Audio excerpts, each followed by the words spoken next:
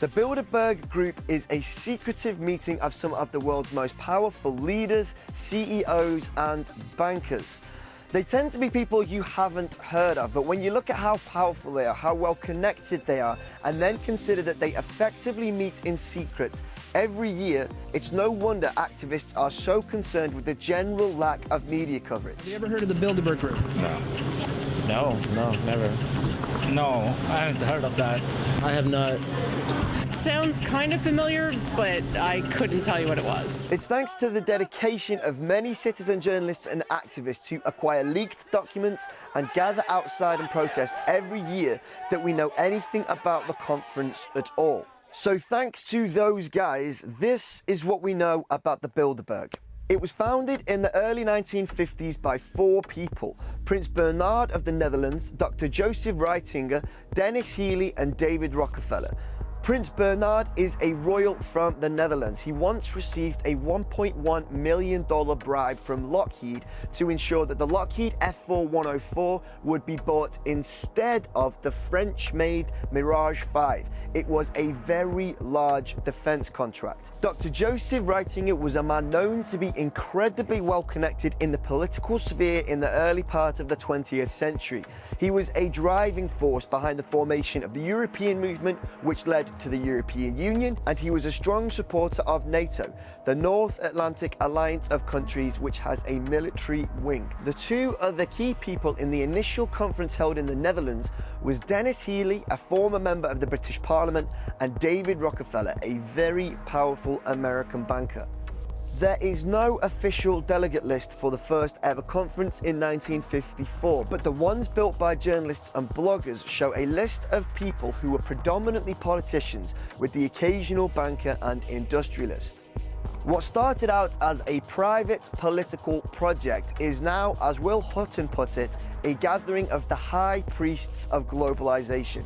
Attendees have included Bill Clinton, David Rockefeller, Tony Blair, Gordon Brown, Angela Merkel, Rupert Murdoch, Henry Kissinger, influential senators, congressmen and parliamentarians, Pentagon and NATO brass, and members of European royalty. The Bilderberg Group are the people who actually sit on the steering committee. And when you add the companies they represent, the steering committee looks like a who's who of international capitalism. The Bilderberg Group send out invitations, and every year around 130 people meet. You cannot buy your way in, you have to be invited. Delegates can't bring their wives or girlfriends or husbands. They are specifically asked to not talk to the media about the meeting, and their security officials have to stay in another room when the conferences take place. So it's very difficult to actually know what takes place at Bilderberg because the delegates very rarely speak about it and the media don't get anywhere near it. And for the most part, they haven't even heard of it. My name's Luke Radowski. If I could ask you from journalist to journalist, have you ever heard about the Bilderberg Group? The Bilderberg Group is... No, is this something that I should know about? Then we have the Bilderberg Group that openly said that they chose John Edwards. I have no idea what that is. If I could just tell you, it's a meeting of the most influential people in the world. No, it's not. Yes, it is. I have no idea what it is, so it's not. Using previous delegate lists, you can break people out by sector, and by far the best represented are banks, as well as industry, tech, telecom and pharma. It's the most capitalist gathering you could possibly imagine. So it's not too dissimilar to the World Economic Forum. So why are people so concerned with what takes place at Bilderberg? Well, the World Economic Forum is well attended by the media. People know it exists. Whereas the Bilderberg Group have done everything in their power to remain a private and secretive group. Then there's the way that politicians speak about the group. Like this time, Tony Blair was caught out by We Are Change. You denied being a member of the Bilderberg Group.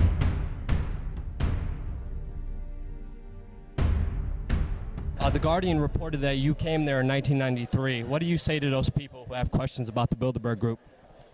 About the Bilderberg Group? Yeah, it's a really useful group, actually. I remember going there back to that in 1993, and it's a great way, too, from people from different parts of the world to get together. So it's been good. Do you think it's a conflict of interest? I mean, the heads of media, corporations, banking, meeting without the media even mentioning it? I don't know. It may have changed a bit since my day. Normally when people are confronted about Bilderberg, they're not quite as forthcoming as Tony Blair was. This is what happened when activist Weaving Spider spoke to Canadian politician Mike Harris. To my understanding, you attended a conference, and I'm curious as to your opinions about the organization, and that is the Bilderberg Group. What sorts of things were discussed when you were there, and what do you think of Bilderberg? Well, one of the rules of Bilderberg is that everything is private and off the record, so that's what I think of it. Okay. Then there was the complete evasion of the question by former New York Governor George Pataki. But can you please tell us what happened at the Bilderberg meeting in Canada, Ottawa, when you met with David Rockefeller, since there was no media coverage? I didn't meet with David Rockefeller. We went and toured. David's a friend of mine, and we went and toured the Native American Museum in Ottawa, Canada, in 2006. And it was just absolutely wonderful. And we didn't discuss any. But there's video of you at the Bilderberg meeting at the hotel. What happened at the Bilderberg meeting, and why is there no press? There were intelligent discussions, which may be why the press wasn't there. Then there's the security. When it was announced that the Grove Hotel in Hertfordshire was likely to be the host of the next Bilderberg conference, a journalist went down there to check out the grounds. A gentleman is approaching me. Hello, you work for the Ryder Cup? I do indeed. Can you turn it off, please? What's up? What's going on? You tell me.